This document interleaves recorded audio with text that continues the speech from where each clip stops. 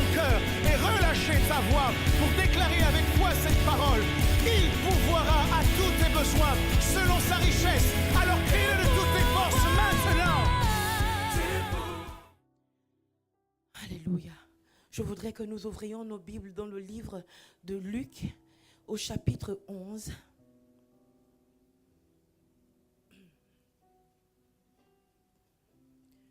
À partir du premier verset. Je voudrais ce matin que, du moins à partir de ce matin, nous allons explorer le Notre Père. Je ne promets pas que nous finissions la série, mais nous allons commencer. Amen.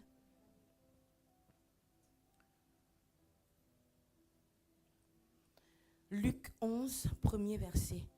Et comme il était en prière dans un certain lieu, il arriva, après qu'il eut cessé, que quelqu'un de ses disciples lui dit, « Seigneur, enseigne-nous à prier, comme aussi Jean l'a enseigné à ses disciples. » Et il leur dit, « Quand vous priez, dites, « Père, que ton nom soit sanctifié, que ton règne vienne. » Est-ce que nous pouvons faire cette prière ensemble?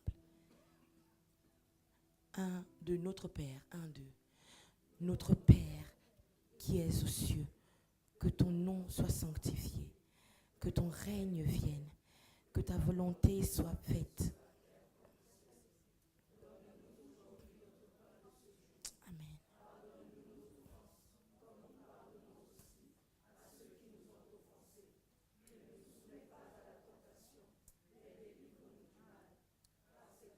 Qu'appartiennent le règne, la puissance et la gloire pour des siècles et des siècles.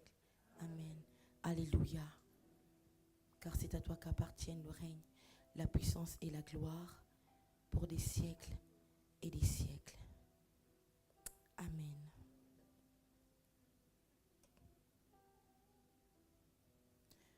Matthieu 6, verset 9.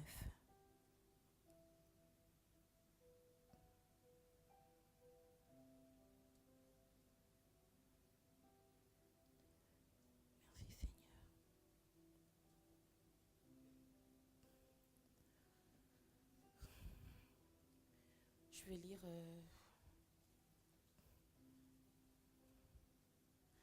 je vais commencer par le verset 7.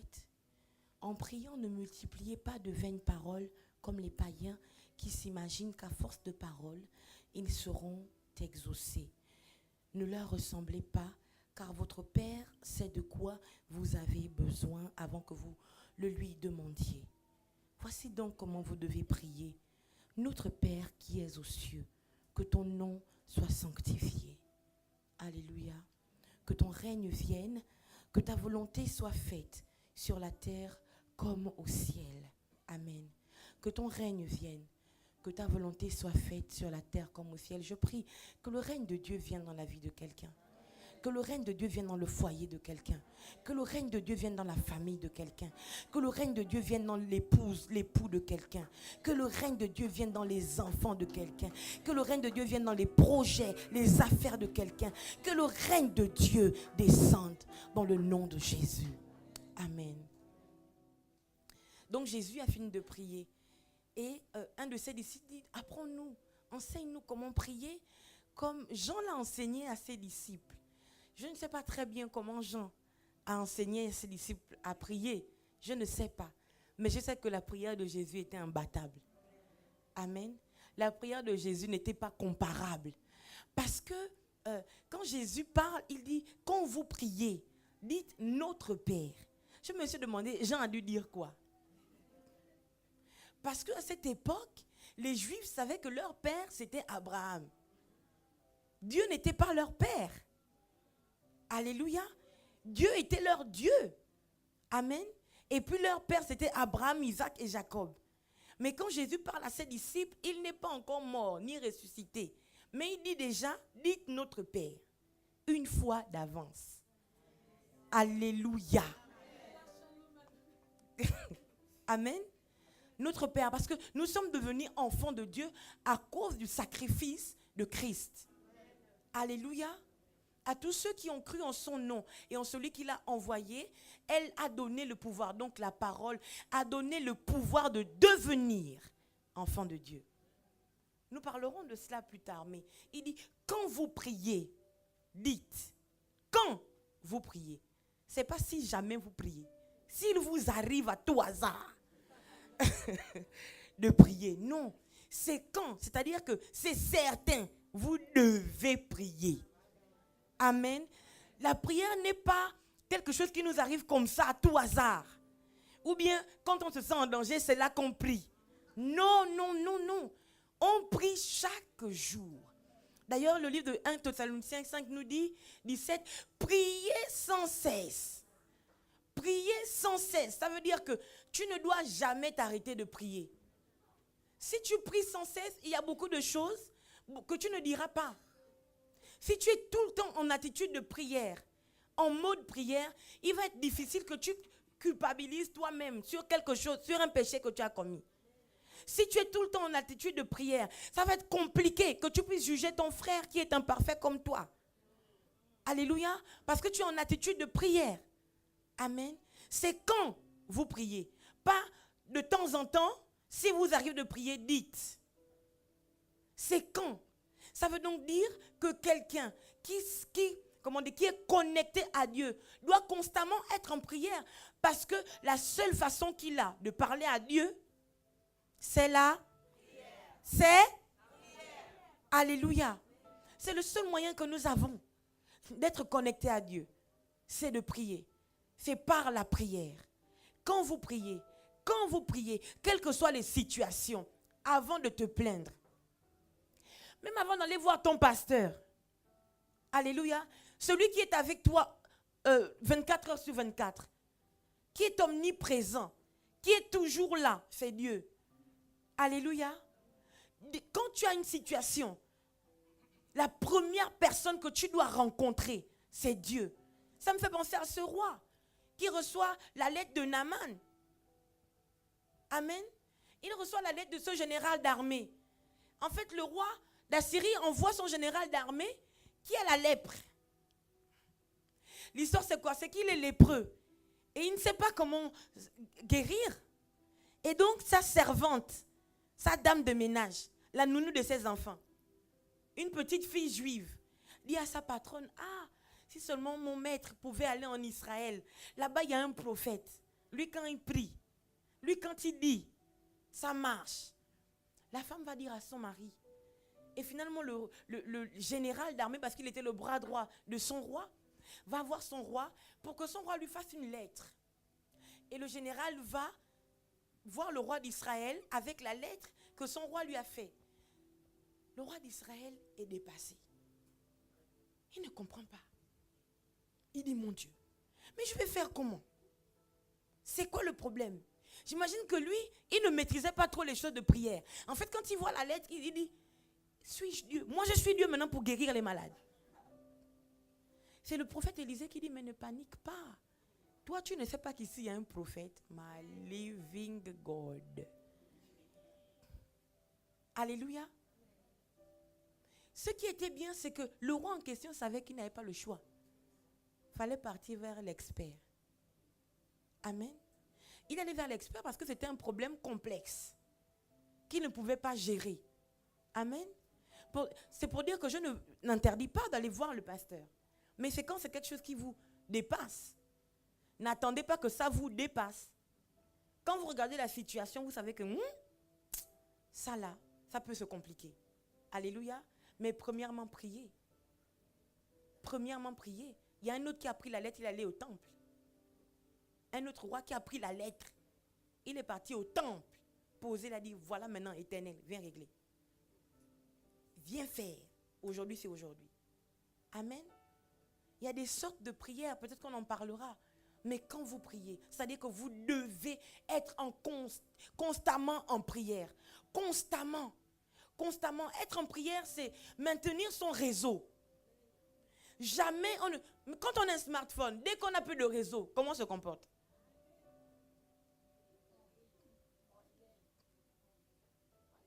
Mais on est en panique. On ne sait plus quoi faire. On se sent déconnecté de quelque chose. Ça, c'est le smartphone. Mais imaginez avec le ciel. Imaginez avec l'Esprit de Jésus. On doit maintenir notre réseau. Et ce qui maintient le réseau, c'est le câble prière. C'est le flux de la prière. Alléluia. Si vous êtes des hommes et des femmes de prière, je vous assure, la prière c'est comme un feu. Mais la prière c'est vraiment un feu. La prière. Quand vous êtes en feu, ça va être difficile que les mouches s'approchent de vous. Quand il y a le feu dans la forêt, tous les animaux fuient. Tous les animaux, même le lion. Alléluia. Même le lion, à plus forte raison, celui qui est comme le lion. Qu'est-ce qu'il pourrait faire? Fuir. Amen. Il dit, quand vous priez, dites. Dites. Moi, je ne comprends pas. Quand on est en prière et qu'on dit, élève ta voix, on n'élève pas.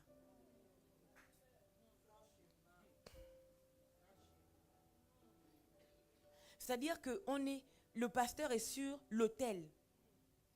Et il déclare, élève ta voix. Quand tu regardes dans l'assemblée, il y en a qui sont...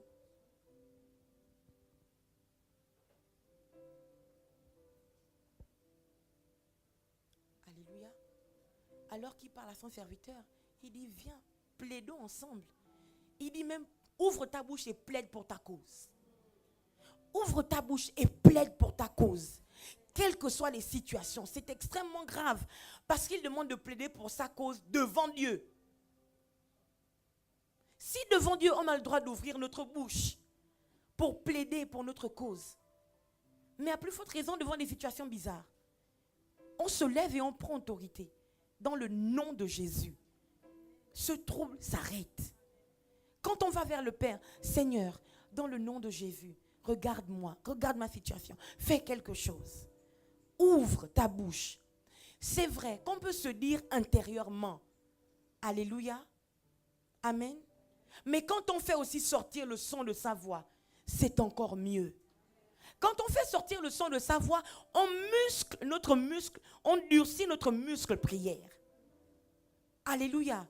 Quand on a du mal à prier en élevant la voix, je vous assure, on n'est pas fort. Croyez-moi. Croyez-moi, on n'est pas fort. Mais quand on apprend à commencer à prier, où tu t'entends toi-même, où tu entends toi-même les phrases qui sortent de ta bouche. Mais ton âme est obligée. David a dit, il n'a pas pensé, il a dit, mon âme.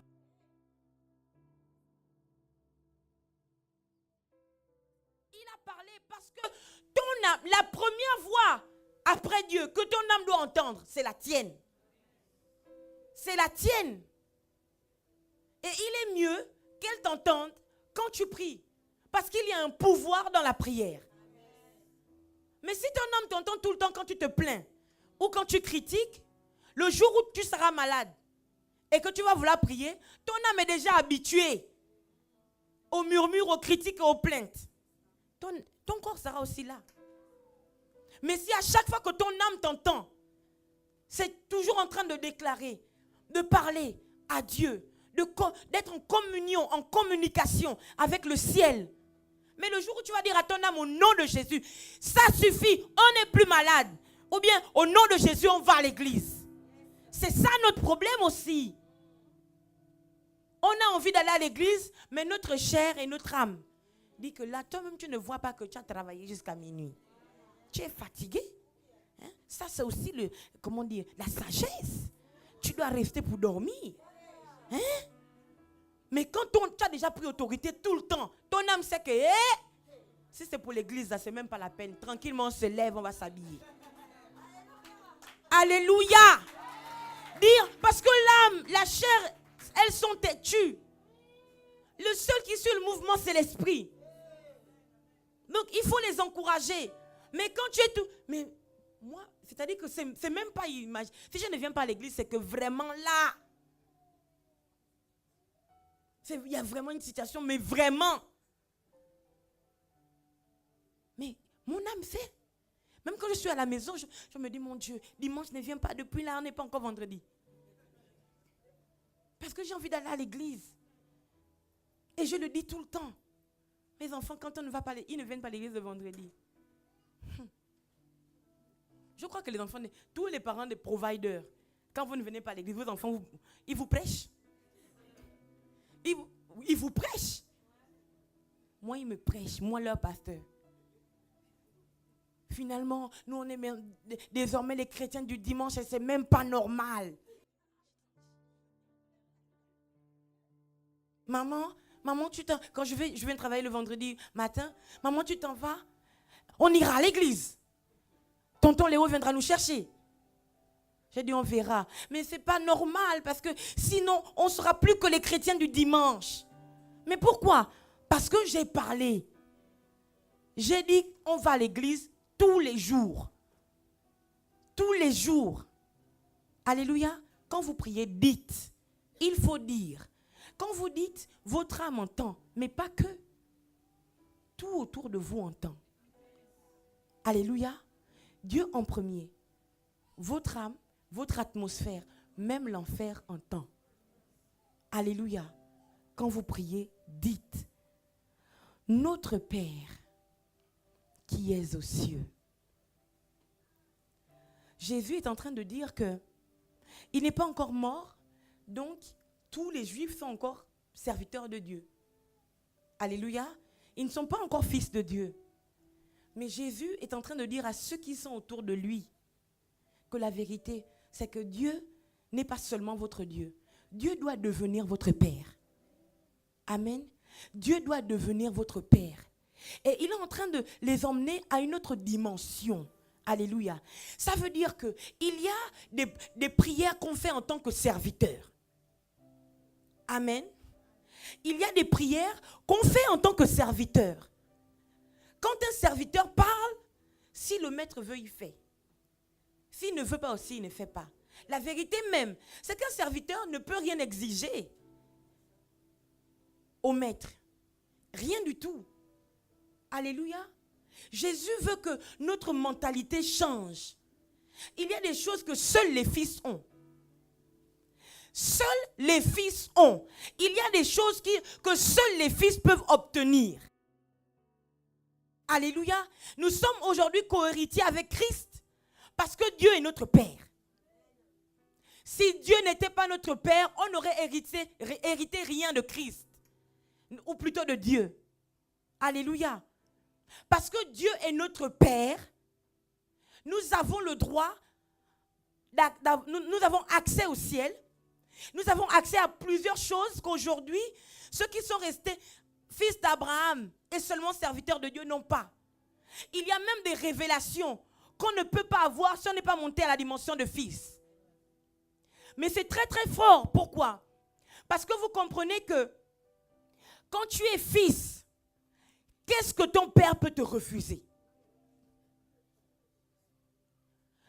Quand tu es fils, qu'est-ce que ton Père Dieu peut te refuser? Il dit, notre Père qui est aux cieux, ce n'est pas un Père terrestre qui est limité par les choses de la terre. C'est un Père céleste. Un Père qui est dans le ciel, qui maîtrise toutes choses, qui a tout pouvoir, qui peut dire et la chose s'accomplit.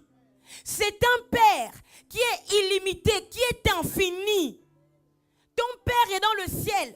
Ça veut dire que si toi, tes problèmes de la terre te dépassent, tu peux demander à ton Père qui a pour marchepied la terre. Alléluia. Tu ne peux pas continuer d'être comme prier comme un esclave. Toujours à quémander. Non. Seigneur, vraiment pitié, pardon. Non. Parfois même, tu n'as même pas besoin de déranger Dieu. Parce que tu es fils et que tu as l'autorité. Tu déclares à tous les esprits qui te combattent, ils vont se soumettre.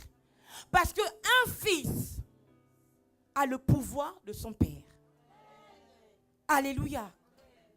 Cette femme a la perte de sang. On est dans une période où les Juifs ne sont pas enfants de Dieu. Ils ne sont pas enfants de Dieu. Ils sont serviteurs. Ils sont le peuple de Dieu. Alléluia. Et cette femme, pendant 12 ans, elle perdait du sang. Elle est partie partout. Vous comprenez? Partout. Écoutez, c'est 12 ans de lutte. Elle a lutté pendant 12 ans pour sa vie. Mais ce n'est pas 2 jours. Ce n'est pas 12 jours, 12 semaines, 12 mois, les amis. C'est 12 ans, 365 jours fois 12. Aucune solution. Vous croyez qu'en tant que juive, elle n'a pas prié l'Éternel Yahvé? Il connaissait le jeûne avant que Jésus n'arrive. Il connaissait les supplications avant que Jésus n'arrive. Tous les prophètes là, ils n'ont pas connu Jésus. En dehors de Jean le Baptiste. En dehors de ceux qui ont vu dans les visions comme Ésaïe. Alléluia. Mais ils ne l'ont jamais vu en face. Amen. Cette femme-là était dans cette situation. Elle ne connaissait pas cette dimension de fille, de fils. Amen. Son sang coulait pendant 12 ans. Dépassé. Un jour, la Bible dit, ayant entendu parler de Jésus. Je ne sais pas ce qu'on lui avait dit. C'est un prophète. Certainement. Puisque quand Jésus interroge, que dit-on que je suis? Certains disent que tu es Élie. D'autres disent que tu es le prophète. Alléluia. Donc c'est ce que les gens, c'était la réputation que Jésus avait. Et le seul qui a donné la révélation de qui était véritablement Jésus, c'est son disciple proche. Alléluia. Ça veut donc dire qu'en Israël, personne n'avait pu dire que Jésus était le Fils de Dieu. Alléluia. Personne ne pouvait le dire. Et même il a été tué. Pourquoi? Parce qu'il a osé dire qu'il était le Fils de Dieu. Alléluia. Donc cette femme, avec cet état critique, elle était dans un état d'impureté. Parce qu'à cette époque, quand la femme était dans son temps de menstru, elle était impure. Elle n'avait pas le droit de s'approcher des gens. Alléluia.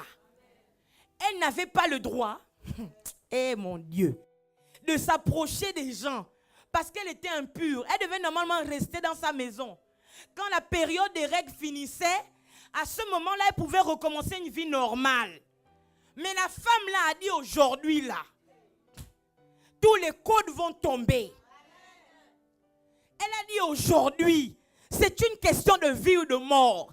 Je m'en fiche. Ça fait 12 ans que je suis dans cette situation. Leur loi qu'ils ont mis là, ça ne m'arrêtera pas aujourd'hui. Je dois aller vers celui-là. Elle sentait, elle avait une foi d'avance. Elle sentait à l'intérieur d'elle que lui, il avait la solution. Il n'était pas médecin. Les gens n'ont pas dit que Jésus était docteur. Mais elle savait quand même. Parce que j'ai entendu parler de lui. Quelque chose m'a convaincu à l'intérieur de moi. Que lui là, il peut faire quelque chose pour moi. Et elle s'en va. La Bible dit qu'elle se dit en elle-même. Hein? Quand vous priez, dites. Elle se dit en elle-même. Quand vous priez, dites. Ça veut aussi dire que tu as réfléchi à ce que tu vas dire. Tu ne dois pas venir prier juste battant l'air. Yo, yo, yo, yo, yo, yo, yo, yo, yo. Mais c'est ce qu'il dit au début. Ne multipliez pas les paroles comme les païens. Dites. Et c'est chronologique. Notre Père qui es aux cieux, que ton nom soit sanctifié, que ton règne vienne. Au fur et à mesure, après qu'on ait demandé au règne de venir, on commence à dire donne-nous aujourd'hui. Quand il a fini de nous donner, on peut maintenant dire ne nous livre pas à la tentation, ne nous soumets pas, alléluia, à la tentation, mais délivre-nous du mal. Étape par étape, ce n'est pas dans le désordre. Aujourd'hui, quand tu commences à prier, tu dis, oui, je détruis, je tue, je casse. Après, tu reviens, pardon Seigneur, aide-moi, donne-moi ceci. Désordre. Ne multipliez pas de paroles vaines. Elle se dit en elle-même, si seulement je pouvais toucher le pan de sa robe. Qui a dit à cette femme-là qu'il y a quelque chose dans la robe de Jésus? Qui a dit à cette femme qu'il y a quelque chose dans sa robe? Mais mon Dieu, je ne comprends pas. Jésus était avec ses disciples, ses apôtres, les Jean, les Pierre. Eux là, tous les jours, ils frôlaient Jésus. Il touchait la robe de Jésus. Mais la vérité, c'est que rien ne se passait. Mais Jésus, à un moment donné, Pierre dit à un moment donné à Jésus que, mais regarde, nous, on a tout quitté pour te suivre. Hein. Mais là, ce qu'on regarde, là, il n'y a rien. On gagne quoi après? Jésus vient d'expliquer que non, vraiment, il n'y a personne qui va quitter. Mais Jésus n'a pas prêché à cette femme. Personne n'a prêché à cette femme. Elle n'a même pas envie de voir Jésus. Elle n'a même pas envie de converser avec lui. Elle veut toucher le pan. Elle veut toucher la robe. Donc il y a quelque chose dans le pagne. Il y a quelque chose dans l'habit. Mais qui lui a dit? Qui lui a dit comment elle a eu cette révélation? Je n'ai même pas besoin de parler avec lui. Je n'ai même pas besoin qu'il me dise quoi que ce soit. Je ne veux même pas regarder son visage parce qu'elle est venue par derrière. Parce que la Bible déclare que Jésus s'est retourné. Elle est venue par derrière. Ah, comme Moïse aussi avait vu le dos de Dieu. Moïse aussi, Dieu dit, mais regarde, personne ne peut me voir. Personne ne peut voir ma face sans mourir après. Donc, calme-toi, mon petit Moïse. Je vais passer. Mais la Bible déclare que Dieu a mis ses mains sur les yeux de Moïse. Hein. Même son dos là, ce n'était pas possible de vraiment voir. Il monte le dos à Moïse. Alléluia. La femme là, elle se dit que, ah, comme papa Moïse, il s'est contenté du dos. Moi, je vais quand même rajouter, aussi toucher la robe. Si le dos a fait quelque chose à Moïse, la robe va me faire quoi? Qu'est-ce que la robe va me faire si le dos a pu faire? Elle arrive en souffrance. Parce que pendant 12 ans, tu perds ton sang. On sait tous comment elle était. La peau sur les os. Tremblant. Toute faible. Elle dit que même si je fais rire. Hein? Même si je suis faible, je veux seulement arriver à l'endroit où je peux toucher sa robe. Mais c'est grave. Parce qu'à ce moment-là, il y a une grande foule qui presse Jésus. Parce que quand il le touche et que Jésus dit, mais qui m'a touché? L'apôtre Pierre dit, mais ça ne va pas là-dedans. Ne vois-tu pas toute la foule qui te presse? Ce n'est pas toute la foule qui se machine pour que tu passes. Vous savez ce qu'on appelle presser? Quand vous pressez une orange, qu'est-ce qui se passe? Toute la foule qui te presse. Comment tu peux demander qui m'a touché? Je me suis dit, mais comment la femme faible là a fait pour passer jusqu'à Jésus? Elle marchait accroupie comme ça là. Sa vie c'était ça. Baissée. Mais là quand elle marche baissée là, elle sait que le seul moyen de s'approcher de cet homme pour que quelque chose change, il faut que je m'abaisse. Elle avait l'air d'être toute petite devant les gens. Tu as l'air d'être tout petit là, insignifiant. Tu peux apporter quoi aux gens? Mais c'est dans ton tout petit là que Dieu va te rencontrer. Et il va te dire quelque chose qui va changer ta vie. C'est dans ton tout petit que Dieu va te toucher. Et puis les gens vont dire, mon Dieu, donc en fait c'était une big, c'était un grand. Toute petite. Peut-être parce qu'elle était toute petite, les gens n'ont pas pu l'empêcher de passer. Mais quand on fait trop le ouïa, on veut se montrer là. Mais c'est là que tu auras des blocages, des cales. Toute discrète là. Elle est passée. Et là, elle touche le pan de la robe de Jésus. C'est extrêmement grave. Parce que Jésus, qu'on touche partout. Tout le monde touche. Oh, Jésus, tout le monde frotte. Jésus, oh, s'il te plaît, moi, regarde. Ma situation, mon problème. Rien. Mais quand cette femme touche Jésus, Jésus fait, oh, qui m'a touché? Oh. Ça, c'était quel toucher? C'était quel toucher qui fait que Jésus a senti ses esprits le quitter? C'était quel toucher qui fait que Jésus se sent, hé! L'apôtre dit, mais ne vois-tu pas toute la foule qui te presse? Et toi tu demandes qui m'a touché?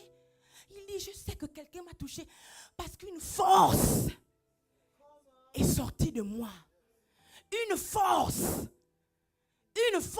En fait, une portion de mon esprit, mon onction est quittée de moi. Parce que quelqu'un a touché ma robe. Ce n'était même pas Jésus. C'était le pan de la robe. C'était ça. Alléluia. Donc l'habit de quelqu'un, c'est de quelqu'un.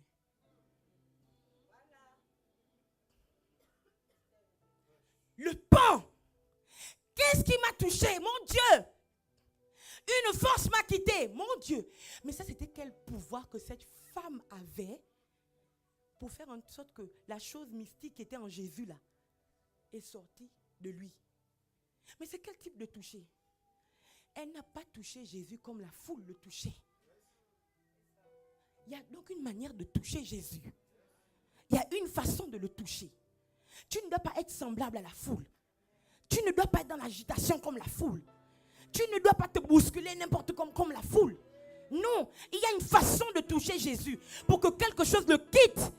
Mais la chose qui quitte Jésus ne va pas se balader. La chose qui quitte Jésus cherche la personne qui l'a touché pour rentrer dans cette personne.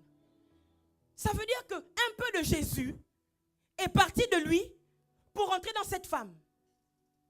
Or, l'esprit de Jésus ne peut pas habiter chez n'importe qui. On va en parler. L'esprit de Jésus ne peut pas habiter chez n'importe qui. Son onction ne peut pas sortir de son corps pour aller chez n'importe qui.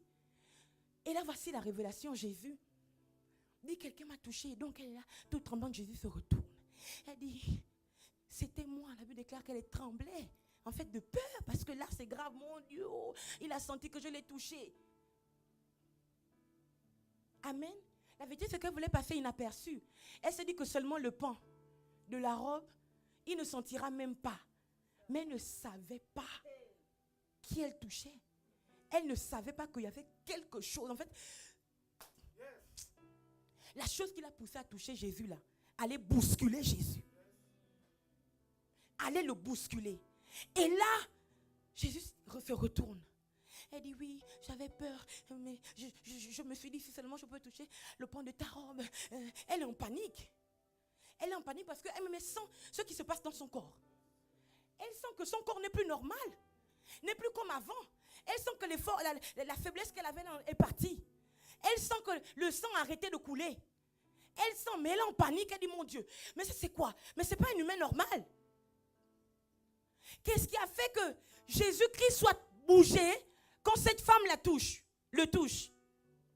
Jésus dit, ma fille. Regardez dans les écrits, si Jésus appelle quelqu'un d'autre ma fille.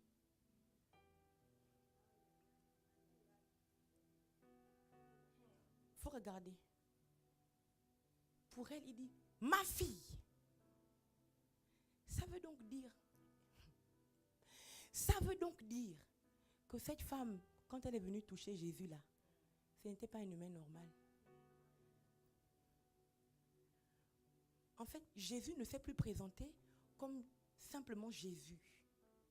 Non. À ce moment-là, parce que cette femme a percé le mystère de Dieu, de la divinité de Jésus, que son esprit le quitte. Jésus ne se présente plus comme un homme. Jésus monte dans sa dimension de Père. Donc de Dieu, le Père. Et à elle, il dit, ma fille, un Dieu enfante quoi? L'enfant d'un Dieu, c'est quoi son nom? Un homme enfante quoi? Un humain.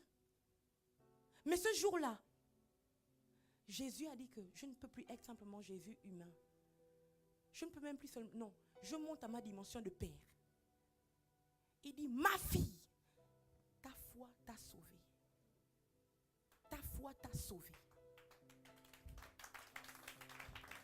Cette femme a touché Jésus comme étant une fille de Dieu. Donc un Dieu. Il n'y a qu'un Dieu pour bousculer un Dieu. C'est à cause de ça que une fois qu'on est en connexion, qu'on accepte Jésus comme Seigneur et Sauveur, son esprit vient à l'intérieur de nous pour nous valider en tant que fils. Pourquoi? Parce que les choses qui attaquent les fils de Dieu, ce n'est pas les humains. Ce sont les esprits. Et si on n'est pas dans la dimension de fils, on ne peut pas lutter. Alléluia. On ne peut pas lutter. Cette femme a été maltraitée, malmenée pendant 12 ans par un esprit impur. Il n'y avait qu'un autre esprit redoutable pour stopper ça. Donc quand tu t'approches de Dieu, tu ne t'approches pas de Dieu comme un humain. Tu vas vers Dieu comme étant un fils. Comme ça, quand tu le touches, en tant que Dieu, il te répond comme un Dieu. Alléluia. Quand tu t'approches de lui, étant fils de Dieu, ça veut dire que tu es Dieu. Quand il te parle, tu comprends. Parce qu'il n'y a que les dieux pour comprendre le langage de Dieu. Il n'y a que les dieux pour comprendre le langage de Dieu. Cette jeune femme a touché Jésus comme étant une fille. Il dit, ma fille, c'est fini. Ta foi t'a sauvé.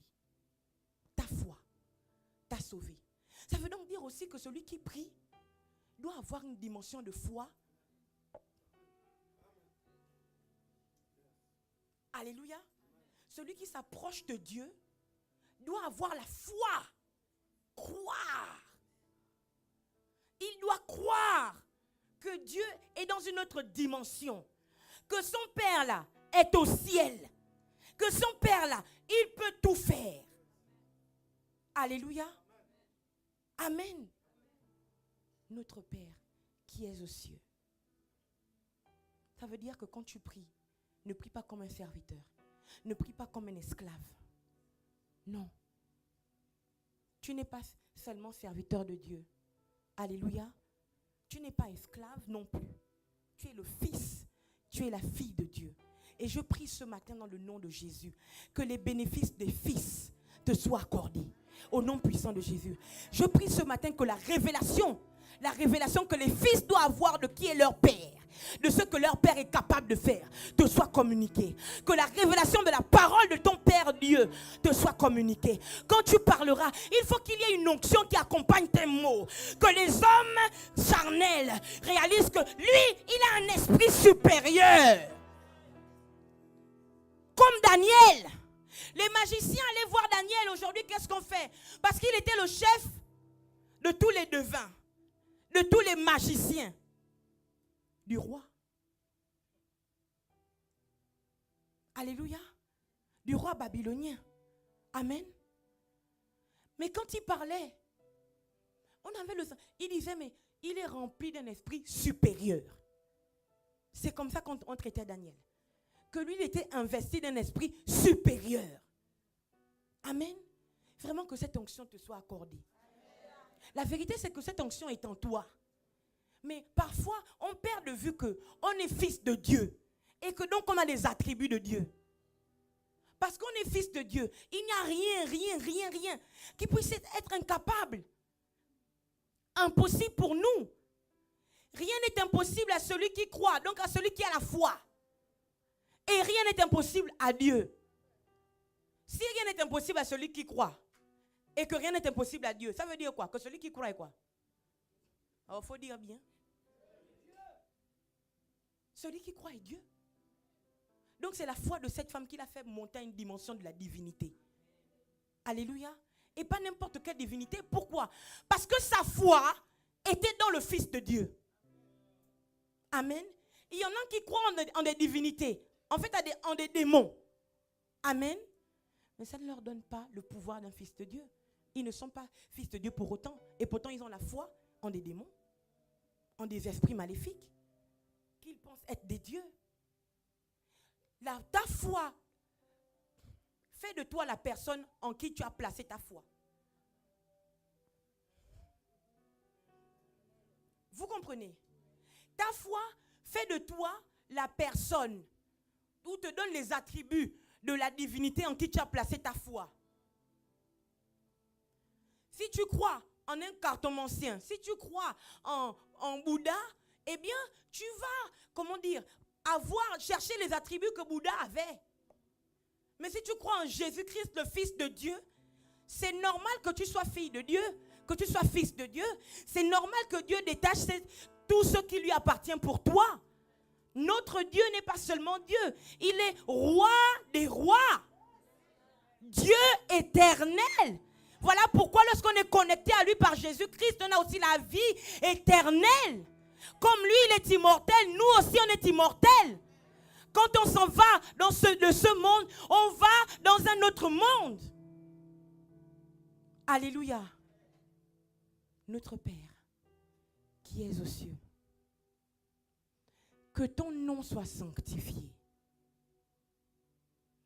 Il ne s'agit pas du nom de mes problèmes. Il ne s'agit pas du nom de mon papa, du nom de mon meilleur ami en qui j'ai mis tout mon espoir. Il ne s'agit même pas de comment je me sens. Il ne s'agit même pas de comment je me sens. Il ne s'agit même pas de ce que je ressens aujourd'hui, de mes émotions à ce moment-là. Quand j'arrive à l'église, dans cet endroit rempli de personnes imparfaites, mais que, gloire à Dieu, Jésus a sauvé. Je suis maintenant dans mon coin, parce que trop d'imperfections. Je suis maintenant dans mon coin, parce que je ne veux plus me frotter aux gens. Les gens sont méchants. Ils m'ont fait trop de mal. Les gens sont méchants. Ils critiquent trop. Les gens sont méchants. Ils ne me comprennent pas. Les gens sont méchants. Quand j'essaie de leur expliquer ma situation, ils ne me comprennent pas. Les gens sont mauvais. Ils me jugent. Les gens sont méchants. Quand je parle avec eux, ils font comme si tout allait bien. Dès que je tourne le dos, ils disent autre chose sur moi. Donc quand j'arrive à l'église, dans ce lieu où les gens sont méchants, mais grâce à Dieu, gloire à Dieu, la grâce de Dieu est quand même là. Quand j'arrive dans ce lieu, je suis maintenant dans mon coin, je ne veux plus. Mes frères, il a dit que quand tu pries, si tu pries, tu sais que tu dois sanctifier son nom. Tu dois le sanctifier. Sanctifier, c'est mettre à part. Sanctifier, c'est sacraliser au plus haut niveau. Sanctifier, c'est sacraliser au plus haut niveau. Sanctifier, c'est la chose qu'on ne touche jamais. Quel que soit quoi. Ça là, on ne touche jamais. Job a été frappé parce que Dieu a ouvert une porte. Dieu là, il a autorisé Satan, le diable, à toucher Job. Mais où est-ce que tu étais? Regardez, les fils de Dieu se sont réunis dans le ciel. Alléluia. Et Satan, le diable aussi, était là. Ça veut dire que donc même parmi les fils de Dieu, il peut y avoir le diable. Mais tu es déjà au courant de ça, pourquoi tu te plains?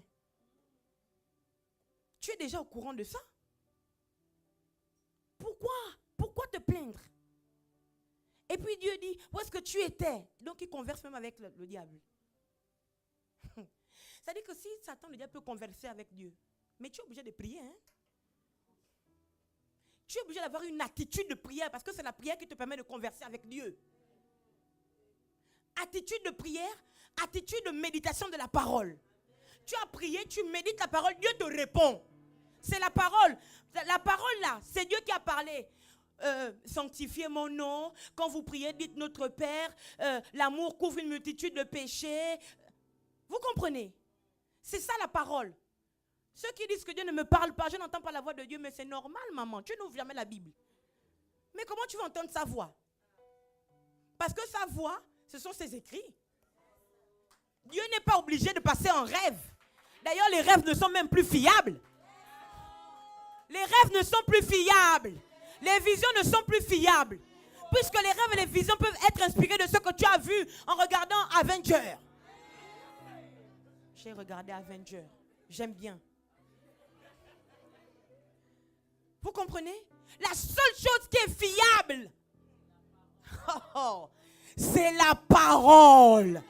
La parole de Dieu. La Bible est la seule et l'unique parole de Dieu. Quand tu as lu la parole de Dieu, ton esprit même qui vient de Dieu jubile. Ça ne vous est jamais arrivé. Vous vivez une situation, vous ouvrez la Bible, vous tombez sur un passage comme si Dieu savait que maman. Mais tout de suite, votre foi revient, la force est communiquée. Oh oui, mon Dieu, quand je marche dans la vallée de l'homme de la mort, je ne crains aucun mal parce que tu as regardé la parole. Mais si tu ne regardes pas la parole, comment Dieu peut te parler? La solution est là, mais la solution est cachée dans sa parole. La solution est cachée dans sa bouche. La solution est cachée dans sa bouche. Et sa bouche, ce n'est rien d'autre que la Bible. Est-ce que je peux avoir ma Bible dans le bureau? Vite, Keren, s'il te plaît. Je vais poser un acte, vous verrez. Fais vite, cours. La solution est cachée dans la parole de Dieu. Parole. Pas de rôle. Quand tu as fini de regarder la Bible là, tu ne peux même, mais tu n'as même pas la force de jouer un rôle avec qui que ce soit. La parole t'a dit pas de rôle. La sœur s'est mal comportée. Va voir là. Ne joue pas un rôle de... Alléluia. Tu ne joues pas de rôle. Parce que la parole t'a dit que les rôles, il n'y en a pas. Tu vas voir donc ta sœur, ton frère. Ah, frère, ça fait un moment que je trouve que tu es un peu distant. Tu es un peu distante. Je t'ai fait quelque chose. Parce que l'autre aussi a regardé la parole. Ne va pas dire non, tu ne m'as rien fait, alors que là-bas, il va dire, ah, vraiment, regarde, c'est dans l'amour, hein, mais le jour-là, tu avais fait ceci, cela. Parce qu'il n'y a pas de rôle. Tu vas dire, oh, vraiment, ce n'était pas intentionnel. Ou bien, c'était intentionnel. Et je te demande pardon. Parce que ça m'avait blessé quand tu m'avais fait ceci ou cela. Et puis, c'est fini. Parole, pas de rôle à jouer. Le seul rôle qu'on doit jouer, la seule veste qu'on doit porter, c'est la veste que la parole nous donne, la Bible, l'amour. Tu veux que Dieu te parle? Je vous ai dit qu'il a dit, quand vous priez, dites notre Père. Tu dois ouvrir ta bouche et parler. Alléluia. Si tu veux que Dieu te parle aussi, ouvre aussi sa bouche. Ouvre sa bouche. Si ta Bible est comme ça, Dieu ne parle pas. Parce que tu as fermé sa bouche. Regardez. Ce qui est marqué ici, la Sainte Bible, avec les commentaires de L. Schofield et guide d'études bibliques, ce n'est pas la parole. Voilà. Ça là, ce n'est pas la parole. Mais c'est là sur notre chevet comme ça. Et on se dit que c'est ça la parole. Non, hein? Puisque la seule chose que tu lis, c'est la Sainte Bible. Oui, ce sont les phrases que tu lis tous les soirs.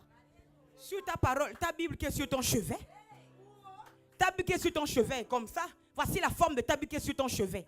Donc la seule chose que tu lis tous les matins, tous les soirs, c'est la Sainte Bible avec les commentaires de L. Schofield et guide d'études bibliques. Tu n'as rien lu.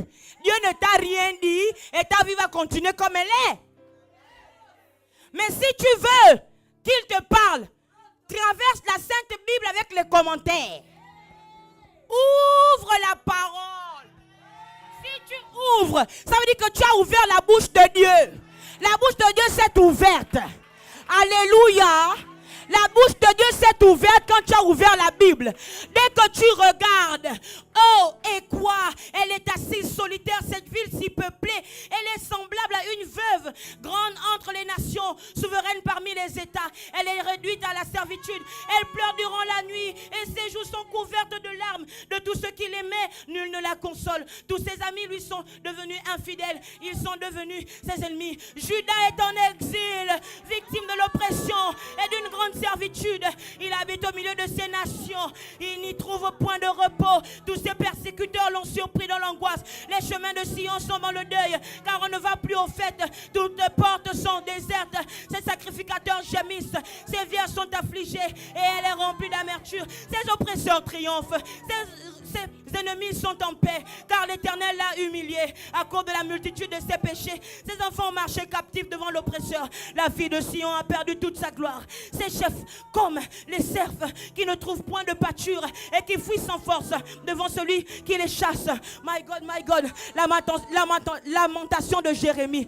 Oh, je peux encore changer. Je regarde, Seigneur, mais tu me dis quoi? Seigneur, s'il te plaît, parle-moi. Je t'en supplie, Seigneur. J'ai besoin de t'entendre. J'ouvre, je parcours la parole. Je parcours Je regarde la parole de Dieu. Je me dis, Seigneur, comment je vais faire? Seigneur mon Dieu, comment je vais faire? Parle-moi, s'il te plaît. Parle-moi, Seigneur. J'ai besoin de t'entendre. Éternel, c'est à cause de toi que je crie. Mon rocher ne reste pas sourd à ma voix, de peur que si tu t'éloignes sans me répondre, je ne sois semblable à ceux qui descendent dans la fosse. Écoute la voix de mes supplications quand je crie à toi, quand je lève mes mains vers ton sanctuaire. Ne m'emporte pas avec les méchants et les hommes iniques qui parlent de paix à leur prochain et qui ont la malice dans le cœur. Rends-leur selon leurs œuvres et selon la malice de leurs actions. Rends-leur selon l'ouvrage de leurs mains. Donne-leur le salaire qu'ils méritent, car ils ne sont pas attentifs aux œuvres de l'Éternel, à l'ouvrage de ses mains. Qu'il les renverse et ne les relève point. Béni soit l'Éternel, car il exauce la voix de mes supplications. Béni soit l'Éternel, car il exauce la voix de mes supplications. Car il exauce, je continue, parce que je veux entendre, je veux être rempli. Le dehors est mauvais. J'ai entendu trop de paroles qui m'ont anéanti. J'ai besoin qu'il me parle, que sa parole me relève. Il faut qu'il ouvre sa bouche. Je continue, je cherche, je veux entendre. Consolez, consolez mon peuple, dit votre Dieu. Parlez au cœur de Jérusalem, criez-lui que sa servitude est finie, que son iniquité est expiée, qu'elle a reçu de la main de l'Éternel au double de tous ses péchés. Une voix crie, préparez au désert le chemin de l'Éternel, aplanissez dans les lieux arides une route pour notre Dieu.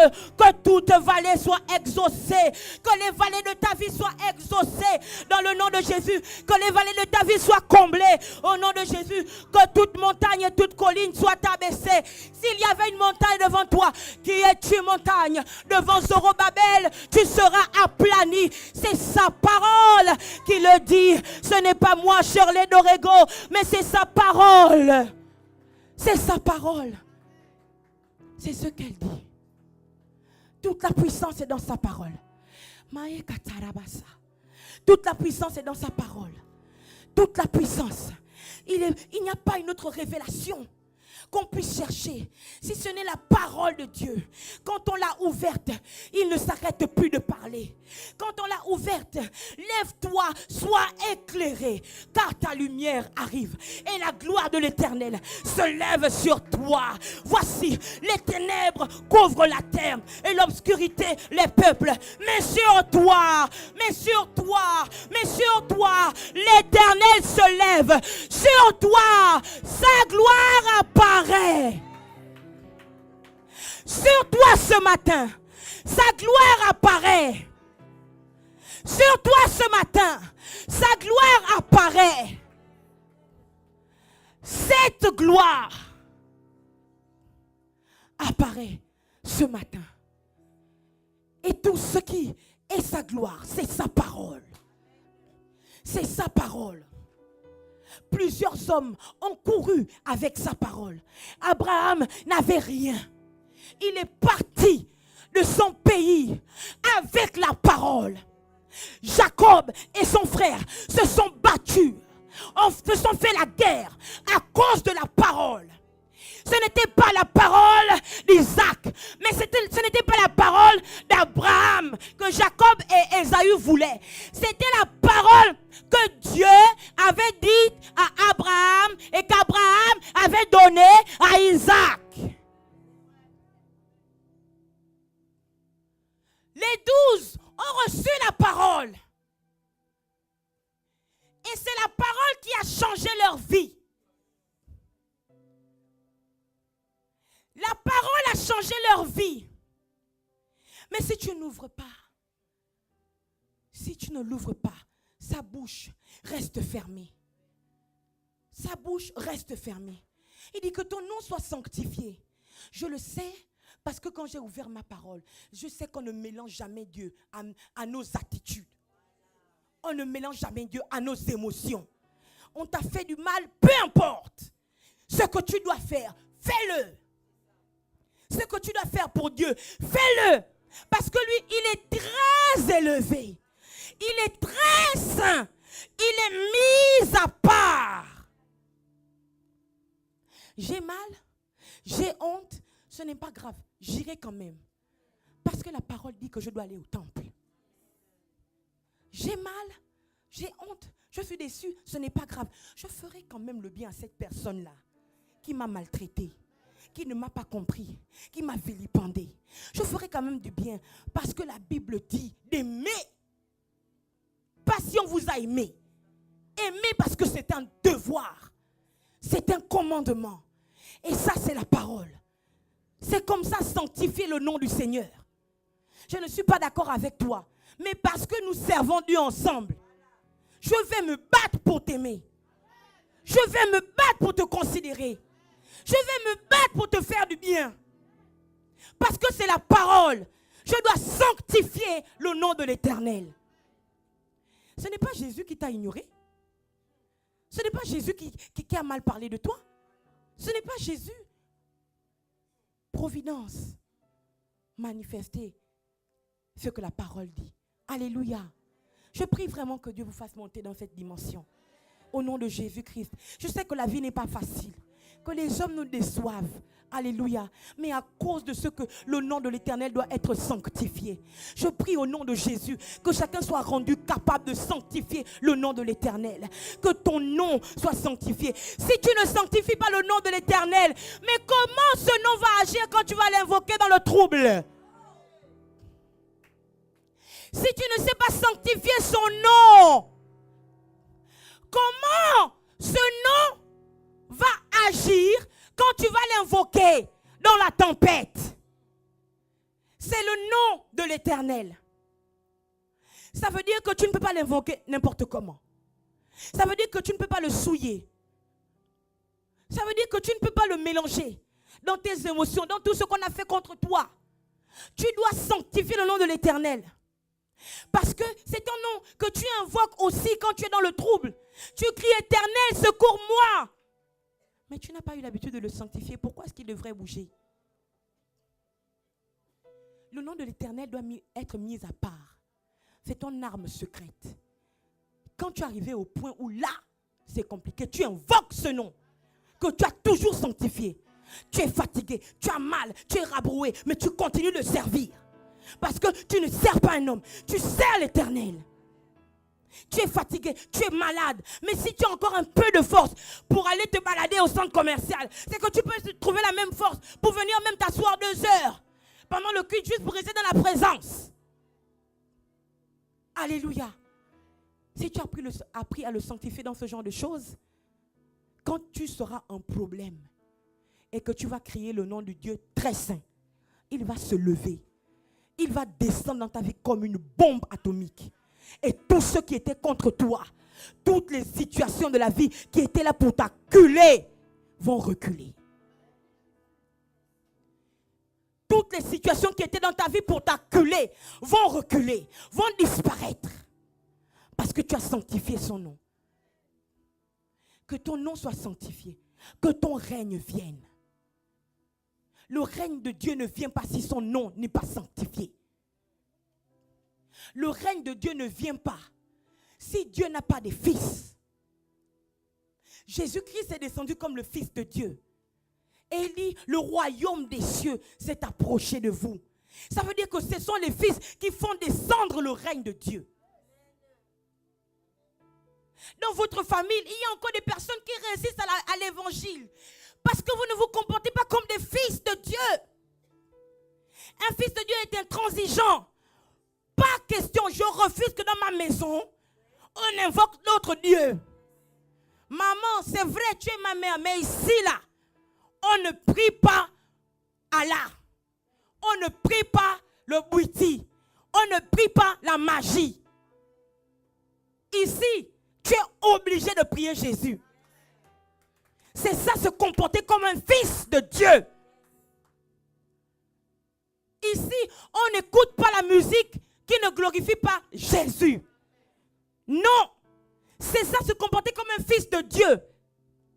Ce qui fait que le jour où il y aura un problème grave et qu'on aura besoin que tu parles, quand tu vas parler, tout le monde va s'aligner. Tout le monde va s'aligner. Quand tu vas parler, Dieu va vouloir montrer sa force à cause de son nom qui est invoqué sur toi. Il dit, si mon peuple sur qui est invoqué mon nom, s'humilie et cherche ma face. Donc sur son peuple, on invoque son nom. Mais si son peuple ne sait pas sanctifier son nom, si son peuple bafoue son nom, mais si tu bafoues le nom de l'Éternel, tu es bafoué. Parce que sur toi, on invoque son nom. Alléluia. Que ton règne vienne. C'est ton attitude de fils qui fait tomber le règne de Dieu. Quand le règne de Dieu descend, le règne, ça veut dire trôner. Être à une dimension élevée, au-dessus de tout. Quand le règne de Dieu descend, quelle que soit l'alliance maléfique qui a perduré depuis des générations et des générations, quand tu fais tomber le règne de Dieu, tous ceux qui ne sont pas rois tombent pour que lui seul siège en roi. Est-ce que nous pouvons nous lever et prier?